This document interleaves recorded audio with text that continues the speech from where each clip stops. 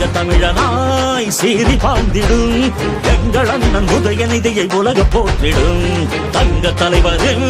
வீர புதல்வரே சூரியனாய் சுடலும் முன்னை கழகம் வாழ்த்திடும் கோடான கோடி மக்கள் உரிமை மீட்டிட கோபாலபுரத்திலிருந்து புயலாய் புறப்பட்டார் திசைகள் போற்றும் திமுகவின் இளைய தலைவராய் திராவிடத்தை காப்பதற்கு தலை உடைத்து படை நடத்தும் தலைவரே